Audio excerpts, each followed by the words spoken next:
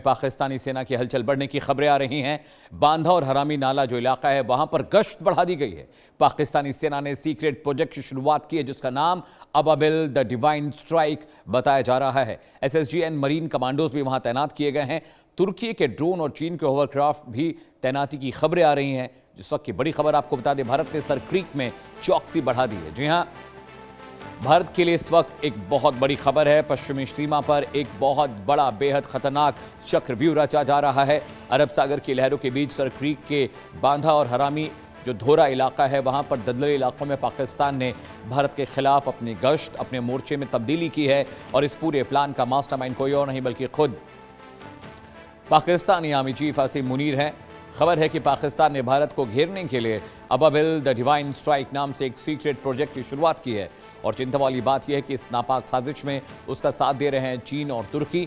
तुर्की के घातक हमलावर ड्रोन और चीन के आधुनिक होवरक्राफ्ट अब सर क्रीक के आसमान और पानी में मंडरा रहे हैं। इतना ही नहीं, चीन ने पाकिस्तान को अपने सबसे एडवांस एंगोर क्लास स्टेल्थ पनडुब्बी और तुगरिल फ्रिगेट भी सौंप दी हैं ताकि अरब सागर में भारत को सीधी चुनौती दी जा सके। खबर है कि सर क्रीक के पास पाकिस्तान ने अपने एसएसजीएन कमांडोज तैनात कर दिए हैं।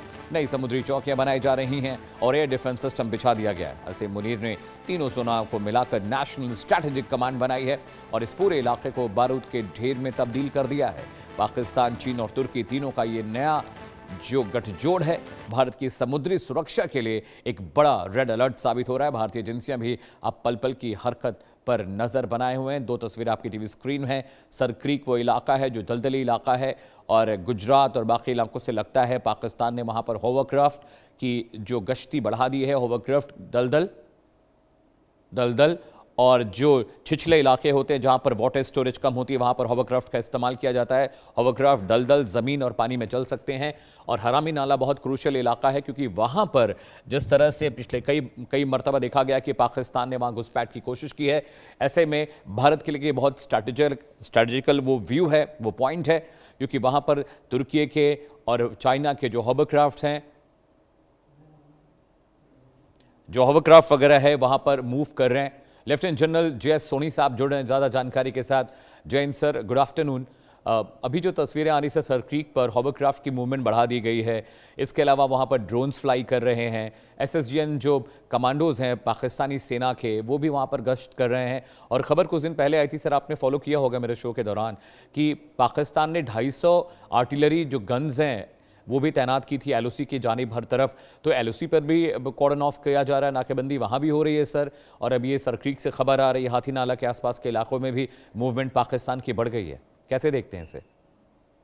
जय हिंद अमित जी। जैन सर, ये मेरा सौभाग्य है कि मैं आपके न्यूज चैनल पे हूँ। मैं आपका हर शो देखता हूँ क्योंकि आपके हर शो में बहुत तथ्यों के साथ और आंकड़ों के साथ फैक्ट्स पेश किए जाते हैं sir thank you sir. Amit ji, देखिए, ये जो सर क्रीक है ये 96 किलोमीटर लंबा एस्ट्यूरी है जो कि पाकिस्तान के सिंध सूबे को और भारत के गुजरात राज्य को डिवाइड करता है। अब पाकिस्तान इस पे पूरा क्लेम करता है under the 1914 Bombay government principle, लेकिन भारत कहता है कि जो थालविक प्रिंसिपल है और जो 1925 के सर्वे मैप्स हैं उसके तहत ये जो सर क्रीक की पानी का ये जो बॉडी है इसका आधा हिस्सा पाकिस्तान के पास होना चाहिए, आधा हिस्सा हमारा होना चाहिए, लेकिन पाकिस्तान इस चीज को मानता नहीं है।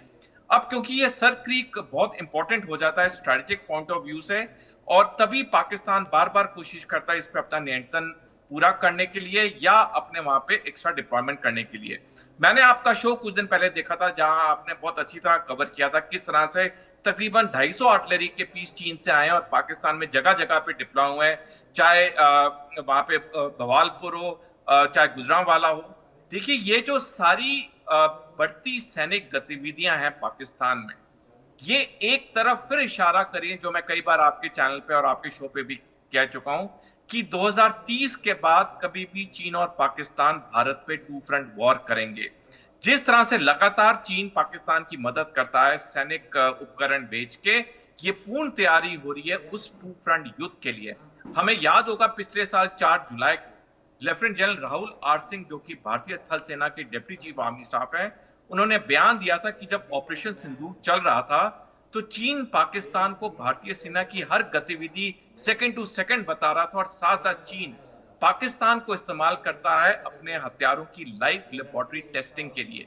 मैं दर्शकों को एक एक चौंकाने वाला आंकड़ा दूंगा। सन 2000 से 2004 तक पाकिस्तानी सेना में सिर्फ 9% जो हथियार थे वो चीन से खरीदे जाते थे। लेकिन 2025 के अंत में पाकिस्तानी सेना के 83% हथियार चीन से आते हैं।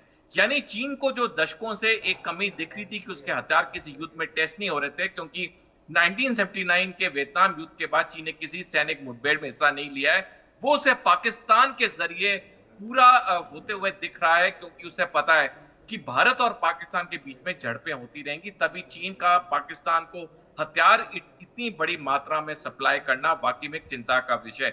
जैसे आपने अभी सही ओपनिंग ग्राफिक्स में कहा, तुर्की भी पाकिस्तान की मदद कर रहा है, क्योंकि तुर्की की भी जो मंसूबे हैं भारत की तरफ वो नापाक हैं। तो इस वक्त जो समीकरण बन रहा है पाकिस्तान में, जिस तरह से आपने अभी सही कहा, नेशनल सिक्योरिटी कमांड या पाकिस्तान की रॉकेट फोर्स जो बनी है, ये उस तरफ दिशा दोबारा लेके जा रहे हैं कि 2030 के बाद कभी भी चीन और पाकिस्तान भारत पे टू फ्रंट वॉर करेंगे। Alright sir.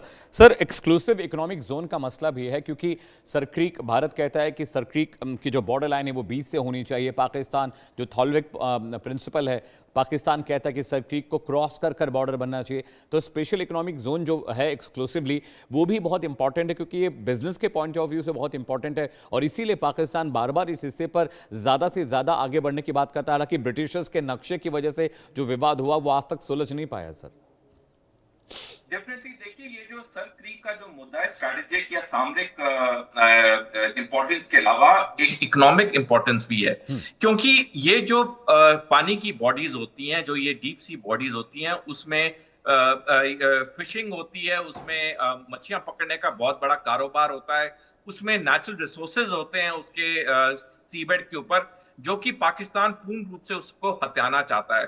लेकिन भारत हमेशा एक सही दिशा देते हुए उसने कहा है कि इसे हमें थालवेक प्रिंसिपल के मुताबिक इसे आधा आधा बांटना चाहिए। लेकिन पाकिस्तान चाहता कि वो पूरा पूरा जो सर क्रीक का एस्टूरी है वो पूरी तरह से पाकिस्तान के कब्जे में आए। तो डेफिनेटली जहां तक हम इंटरनेशनल लॉज देखें, इंटरनेशनल कानून देखें, रूल देखें, वो पूरी तरह से भारत के पक्ष में। लेकिन पाकिस्तान तो कभी कोई इंटरनेशनल रूल्स को मानता नहीं है, और वो इसीलिए इसे थालवेक प्रिंसिपल के उस पे इसको सेटल नहीं करना चाहता है। और तभी ये जो असमंजस है वहां पे, ये जो कंफ्यूजन पाकिस्तान ने खुद क्रिएट किया हुआ है, उससे होता क्या है अमित जी, की कई बारी हमारे मछुआरों को पाकिस्तानी नौसेना अरेस्ट करती है, फिर कुछ महीने कुछ साल बाद उन्हें रिलीज करती है। ये सिलसिला 1947 से लगातार चलता है, जो कि हमारे लोगों को दिक्कत देता है। लेकिन पाकिस्तान, जैसे मैंने कहा, वो इसे सुलझाना नहीं चाहता, क्योंकि अब उसका जो मेन डिफेंस एम है वो है 2030 के बाद भारत पे चीन के साथ मिलकर टू फ्रंट वॉर करना।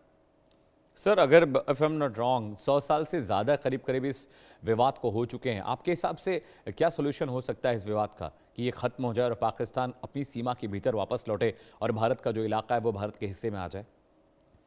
जी देखिए, भारत ने तो बहुत प्रयत्न किए, हमने डायलॉग इस्तेमाल किया, डिप्लोमेसी इस्तेमाल की है, कई हमारी मीटिंग्स हुई हैं जहां हमने थालवेक प्रिंसिपल और 1925 के सर्वे मैप्स के ऊपर हमने उन्हें कन्विंस करने की कोशिश की है। लेकिन वो एक ऐसा देश है जो कन्विंस हो ही नहीं सकता, और उसका कारण ये है क्योंकि पाकिस्तान की जो बुनियाद है वो दो असूलों पे है, भारत विरोधी और हिंदू धर्म विरोधी। और तभी जब जब भारत ने पाकिस्तान को समझाने की कोशिश की है, पाकिस्तान कभी समझने की उसमें नहीं, क्योंकि उसकी बुनियादी जब गलत चीजों पे बनी है तो भारत के साथ नॉर्मल रिश्ते कैसे कर सकता है, भारत के साथ डिस्प्यूट्स कैसे रिजॉल्व कर सकता है। तो जहां तक भारत की बात है, भारत ने पूरी कोशिश की है, हमने इंटरनेशनल रूल्स भी कोड किए, इंटरनेशनल लॉज भी, लेकिन पाकिस्तान कभी भी ऐसे मसलों को रिजॉल्व नहीं करेगा, जैसे वो जम्मू कश्मीर के भी मसले को कभी रिजॉल्व नहीं करना चाहता। सर, एक मसला ये भी है, जो एक्सपर्ट्स हैं और आप भी शायद इस बात से इत्तेफाक रखें कि सर क्रीक के ज़रिए पाकिस्तान अरेबियन सी में अपना जो पेनिट्रेशन है वो बढ़ाना चाहता है। शायद यही वजह है कि वो इतना अड़ा हुआ है सर क्रीक के। डेफिनेटली देखिए, ये जो सर क्रीक की एस्टूरी है जो 96 किलोमीटर लंबी है, ये तो अरेबियन सी में आके खुलती है। तो डेफिनेटली ये जो इम्पोर्टेंस है, ये तो पाकिस्तान जानता ही जानता है। लेकिन इससे ज्यादा इम्पोर्टेंस है कि पाकिस्तान को पता कि जो पहले युद्ध हुए हैं उसमें ये जो रान ऑफ कच्छ का इलाका है, ये जो इलाका है जिसे ये सर क्रीक एस्टूरी डिवाइड करती है, ये ऑपरेशनल पॉइंट ऑफ व्यू से बहुत महत्वपूर्ण होता है। तभी पाकिस्तान इस पे पूरा अपना कंट्रोल रखना चाहता है और वो कहता है कि नहीं, जो भारत का भी जो बैंक है वो भी पाकिस्तान के साइड आना चाहिए, और तभी ये जो मसला है ये सॉल्व नहीं हो रहा है। डेफिनेटली जहां तक स्ट्रेटेजिक पॉइंट ऑफ व्यू है, इकोनॉमिक पॉइंट ऑफ व्यू से है, इन दोनों पॉइंट ऑफ व्यू से इस सर क्रीक का बहुत महत्व। सर, आपको ऐसा लगता है कि सर क्रीक वाला जो इशू है आने वाले समय में भारत पाकिस्तान के बीच टकराव की वजह बन सकता है? आपको लगता है इतना क्रूशियल ये मामला है कि 1914 की पेपर वर्क, थालविक प्रिंसिपल्स, ये सब दरकिनार कर कर भारत को अपनी उस इलाके में बढ़त बनानी चाहिए, आपको लगता है? अमित जी, देखिए, भारत तो अपनी डिप्लॉयमेंट को वहां इंक्रीज कर रहा है। हमारा सर्विलेंस, हमारा आईएसआर एक्टिविटीज तो हमारी बहुत बढ़ चुकी है। हमारी डिप्लॉयमेंट्स भी वहां टाइम टू टाइम इंक्रीज होती रहती हैं। तो जहां तक भारत की बात है, भारत तो पूरी तरह से सक्षम और सार्थक है पाकिस्तान के कोई भी सैनिक कार्रवाई के लिए। लेकिन मेरे को नहीं लगता कि सर क्रीक के ऊपर ही मुठभेड़ होगी भारत और पाकिस्तान की, क्योंकि पाकिस्तान का जो मेन मकसद है वो है जम्मू कश्मीर, और उसके लिए वो 2030 के बाद चीन के साथ मिलकर हम पे टू फ्रंट वॉर करेगा। हाँ, जब ये टू फ्रंट वॉर होगी तो नेचुरली सर क्रीक के ऊपर भी मिलिट्री कन्फ्रंटेशन तो होगी, लेकिन सर क्रीक सिर्फ मुद्दा नहीं होगा भारत पाकिस्तान के अगले युद्ध का या सैनिक मुठभेड़ का। उसका अगला जो मुद्दा होगा